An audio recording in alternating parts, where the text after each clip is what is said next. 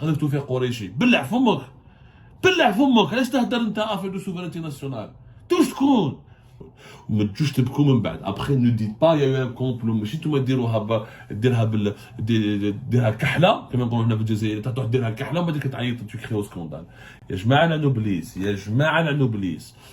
À 21h, le verdict va tomber. À 21h, une partie de l'avenir du football algérien et du sport algérien va se jouer. Et cet avenir est suspendu à la décision du club de l'USMA d'Alger. Est-ce qu'ils vont jouer sur le terrain de la Renaissance sportive de Berkane, oui ou pas? Si les joueurs de l'USMA vont boycotter ou ne vont pas se présenter sur la pelouse du stade de la Renaissance sportive de Berkane pour jouer cette demi-finale retour de la Coupe de la Confédération de la CAF, eh ben, nous allons plonger le sport algérien et le football algérien dans une crise extrêmement compliquée, puisque les sanctions disciplinaires seront encore plus sévères et que la Confédération africaine de football n'hésitera pas à utiliser ce boycott massif du football des clubs algériens contre les clubs marocains pour décider peut-être même d'aller vers des sanctions plus graves, qui sont l'exclusion non seulement de l'USMA pendant 2 ou 3 ans, mais aussi de tous les clubs algériens, étant donné que la Fédération algérienne de football ne veut pas faire son travail, refuse de séparer le politique du sport et refuse d'accepter les décisions de la Confédération africaine de football qui a homologué le fameux maillot marocain, incluant la carte géographique du Maroc qui annexe le territoire du Sahara occidental. La Confédération africaine de football, c'est l'institution qui est souveraine de la compétition de la Confédération de la CAF. L'Algérie doit aller vers le tribunal arbitral du sport. Pour le moment, le TAS de Lausanne, qui est donc le tribunal arbitral du sport qui est basé à Lausanne, n'a pas encore rendu de décision, n'a pas encore commencé les procédures d'arbitrage. La procédure d'arbitrage n'a pas encore commencé. Donc Yanez, s'il y a un peu de sagesse dans l'Algérie, il faudrait accepter la décision et respecter la souveraineté de la Confédération africaine de football, jouer ce match et ensuite se référer aux procédures nécessaires qui devront être menées au niveau du tribunal arbitral du sport de Lausanne. Mais en attendant, je le dis, si l'USMA d'Alger, les joueurs et les dirigeants décident de ne pas jouer ce match, je vous assure que nous serons dans une tempête médiatico-politique où l'Algérie sera perdante. Parce que c'est l'Algérie qui refuse de respecter les règles. L'Algérie qui parle de la nécessité d'instaurer des règles, du respect des règles, de la moralisation du sport et de sa non-politisation, c'est elle-même qui est en train de le politiser. Alors, qu'est-ce qui se passe pour le moment? Pour le moment, les dirigeants de l'USMA ne semblent pas avoir pris de décision. Il y a eu hier une réunion préparatoire technique, comme d'habitude, à la veille de tous les matchs des compétitions officielles, des compétitions internationales ou continentales, et des réunions préparatoires techniques qui regroupent les arbitres avec les dirigeants, les membres des staffs des 2 équipes. Le club marocain va jouer avec son maillot fétiche. Voilà, les Marocains ont déjà empoché une première victoire. Ils ne vont pas certainement se retirer, ils ne vont certainement pas ne pas utiliser leur maillot. Ils vont utiliser ce maillot-là, qui encore une fois est problématique, il est dénoncé, mais uniquement par l'Algérie. Je rappelle que ce maillot, aucun pays africain, ou aucune autre fédération sportive et footballistique africaine ne l'a contesté, ne l'a dénoncé, ne l'a rejeté. C'est un maillot qui est homologué par la Confédération africaine de football. Ce club de Renaissance sportive de Berkane a joué déjà avec ce maillot en Afrique du Sud, au Mali, au Congo, en Libye. Il n'y a pas eu de problème. Donc, il n'y a que l'Algérie qui conteste sa validité. L'Algérie a le droit de le contester. Le problème n'est pas là. Elle a le droit de le contester. Sauf qu'elle a émis des réserves, elle a fait des réclamations. Et ces réclamations et ces réserves et ces recours ont été refusés par la Confédération africaine de football. Maintenant, la Fédération algérienne de football doit se référer, enclencher une procédure au niveau du tribunal arbitral du sport. Mais en attendant, le droit est du côté de la CAF. Le TAS n'a pas encore dit le moindre mot. Il n'a pas encore donné raison à l'Algérie. Personne n'a donné raison à l'Algérie. L'Algérie ne peut pas se substituer à la CAF et aller au-delà des lois de la CAF, Je crois que maintenant en Algérie, tu as perdu un procès au tribunal d'Assidi Mohamed, mais tu refuses de respecter la loi parce que tu veux faire recours à la Cour suprême. En attendant le recours, en attendant que la Cour suprême te donne raison, tu es obligé de respecter le verdict du tribunal de Sidi Mohamed. Et bien c'est comme ça dans le sport. Tu es obligé de respecter le verdict de la Confédération africaine de football à travers ses commissions de discipline, ces commissions interclubs, les organes dirigeants de la Confédération africaine de football, en attendant la décision du TAS de Lausanne. Hier, donc, les dirigeants de l'USMA ont émis des réserves, ils ont déploré, ils ont dénoncé l'utilisation du maillot, de ce maillot problématique, de ce fameux maillot avec la carte géographique du Maroc par le club de la Renaissance sportive de Berkane. Les réserves de l'USMA ont été enregistrées par les représentants de la Confédération africaine de football, mais comme la CAF a déjà homologué ce maillot, elle a déjà demandé, autorisé le club marocain à jouer avec ce maillot lors du match aller, ce n'est pas maintenant qu'elle va se retourner, qu'elle va se remettre, qu'elle va se déjuger. Donc, la Renaissance sportive de Berkane va être certainement et à coup sûr autorisée. Il bénéficie de toutes les autorisations pour jouer avec ce maillot. Donc, l'affaire, elle est pliée. L'USMA est obligé de jouer le match pour respecter les règles, pour ne pas être à l'origine d'une rébellion ou d'une indiscipline extrêmement grave, et pour ne pas subir d'autres sanctions.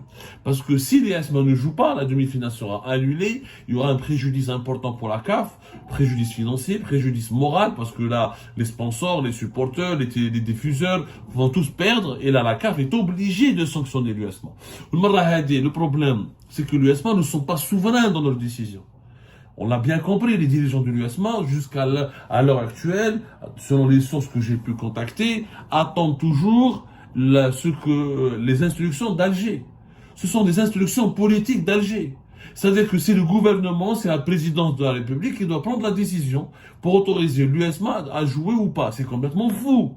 On est dans une histoire de fou. C'est le président de la présidence qui doit donner le feu vert. C'est pas le ministre de la Jeunesse et des Sports, c'est pas le Premier ministre, c'est pas le patron de la Fédération algérienne de football, c'est la présidence de la République. Il y a un haut conseil de sécurité. Il y a un haut conseil de sécurité pour une histoire de maillot. Ce comportement, il démontre quoi? Il démontre que le football, il est politisé en Algérie. On est en train de donner des arguments à nos adversaires. Les lobbies anti-algériens au sein de la CAF sont en train de se frotter les mains, puisque le comportement de la Fédération algérienne de football et de l'USMA démontre que le football n'est pas indépendant, qu'il n'est pas neutre en Algérie, qu'il est soumis au pouvoir politique. Alors que les statuts de la FIFA et de la CAF interdisent toute instrumentalisation politique. Alors que les autorités algériennes dénoncent la politisation du football par le Maroc, en fait c'est l'Algérie qui offre l'occasion au Maroc et aux adversaires de l'Algérie de démontrer que c'est le football qui est politisé en Algérie. Puisque l'USMA ne peuvent pas décider. Mais ils ne peuvent rien décider. La Fédération algérienne de football ne peut même pas décider. Le ministre de la Jeunesse et des Sports ne sait même pas quoi décider. Tout le monde attend. On attend quoi? On attend la décision du président. Donc l'USMA ne peut pas jouer, c'est leur dit ne jouez pas. Redouane, quand tu vas aller à Lausanne pour le tribunal arbitral du sport, où sont les arbitres? Mais attendez, vous jouez pas, vous appliquez des décisions politiques, vous appliquez des instructions politiques, vous politisez vous-même le sport, et ensuite, vous nous demandez de juger ou de dénoncer le Maroc ou la Confédération africaine de football pour politisation du football. Alors que vous êtes vous-même en train de politiser le football. C'est un discrédit énorme pour l'Algérie. Tu joues le match, Hagrouk, tu vas au tribunal arbitral du sport. C'est tout. Imagine que tu refuses de jouer et tu attends un coup de fil de la part du président de la République et tu utilises un langage politique. Parce que même les dirigeants, ce qui est malheureux, c'est que les dirigeants de l'USMA, ils auraient pu au moins se taire. Ils tout faire corriger. Billah fomok. Billah fomok. Reste à affaire de souveraineté nationale. Tout ce qu'on. Ce qui m'énerve, c'est que tout le monde fait dans l'excès de zèle. Ok, on a compris que les dirigeants de l'USMA sont pris au piège. On les points liés. Et que la Fédération algérienne de football est prise au piège, elle a les points liés. Ne parlez pas. Ne vous exprimez pas.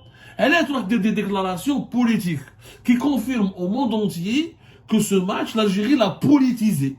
T'as qui dit que pas tant du l'USMA, il dit que je joue pas, le Canada, les Marocains utilisent leur maillot qui inclut le territoire du Sahara occidental dans leur carte géographique. Et ils parlent de souveraineté, de principe du pays. Tu es un club sportif. Ce n'est pas à toi de protéger la souveraineté du pays. Tu n'es pas un diplomate. Tu n'es pas un dirigeant politique. Tu n'es pas un membre du gouvernement. حنا ما شفناش un Marocain dire ah non, je joue pas parce que c'est la souveraineté du Maroc. Les Marocains jamais يقولوا. Nous on joue parce que c'est un maillot qui est homologué par la CAF. Les arguments des Marocains ne sont pas politiques, ils sont juridiques. Ils sont intelligents. Je vois comment ils sont intelligents. Mais le roi, ou le makhzen, ou le gouvernement nous a demandé de ne pas jouer, on ne joue pas. Ou là, il ne parle pas de souveraineté, de principe du pays. Non, mais il parle. On a présenté un maillot au début de la saison. On a donné nos arguments. La CAF, la Confédération africaine de football, à travers sa direction des compétitions interclubs, l'a validé, l'a homologué. Nous, la CAF, elle nous a donné une décision de le. Si la CAF nous demande de ne pas jouer, elle doit nous motiver pourquoi, on ne va pas l'utiliser. Dans le cadre de la loi, dans le cadre de la politique.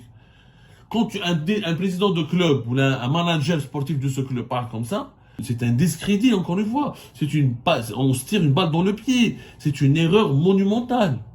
C'est une bêtise. C'est une véritable bêtise. Ça signifie que ça signifie que nous sommes en train d'instrumentaliser politiquement ce match pour lutter contre le Maroc. Or, la Confédération africaine de football, la FIFA et le sport n'est pas un terrain de lutte. C'est un terrain de lutte politique du point de vue symbolique, du point de vue de la récupération politique. Mais ce n'est pas un terrain de bataille frontale. C'est vrai, quand on gagne contre le Maroc, c'est un goût particulier parce que le Maroc est un rival politique. C'est la même chose pour les Marocains. L'Algérie est un rival politique, c'est un grand rival. C'est comme les matchs France-Allemagne, France-Angleterre, ou la Iran-États-Unis, ou la Arabie Saoudite-Iran, ou la Qatar-Imarat. Ce sont des matchs où il y a des enjeux un peu symboliques parce que c'est des pays qui ont des conflits, qui ont des divergences, qui ont des problèmes politiques. Donc, il y a une symbolique. Là, on n'est plus là dans le symbolique. Là, les dirigeants du sport algérien, c'est eux qui parlent de la politique. C'est eux qui disent que nous, le Sahara occidental, est un territoire qui doit être indépendant, qui est non autonome. C'est les dirigeants du sport algérien.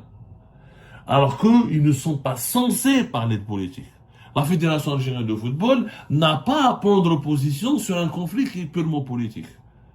Ce n'est pas son rôle. Ce n'est pas son rôle. Elle aurait pu dire que c'est un message publicitaire qui n'est pas conforme à la législation algérienne. Un dossier où non, le Sahara occidental n'est pas marocain. Oui, mais qui prouve qu'il ne l'est pas, ce n'est pas au tribunal arbitral du sport de dire est-ce qu'il est marocain ou il n'est pas marocain. Le tribunal arbitral du sport, il règle les problèmes du litige du sport. Par rapport au message politique. Mais ce n'est pas à lui de dire est-ce que le Sahara est marocain ou occidental. Ça n'a aucun sens, cette histoire. Ça n'a strictement aucun sens. J'espère vraiment que beaucoup de moi, et parmi tant d'autres, beaucoup de voix ont appelé à la sagesse et ont essayé de demander à travers des prises de parole publiques, ont demandé aux autorités algériennes d'autoriser l'USMA de jouer ce match. Parce que sinon, on risque de graves problèmes avec les instances internationales du football et les instances africaines du football. Après, ne dites pas, il y a eu un complot. Si tu me dis,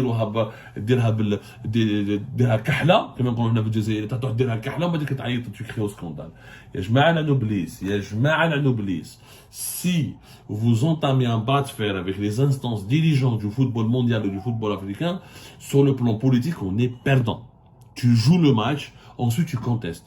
Mais tu ne peux pas boycotter en prétextant des raisons politiques et des motivations politiques, après tu demandes la justice. Non, ça ne se passe pas comme ça. Tu n'as pas à te substituer au juge. Tu vas au procès, tu joues, tu affrontes le contradicteur, tu affrontes ton adversaire et tu attends le verdict. Mais si tu ne pas tribunal, tu ne même pas le procès, ça n'existe pas.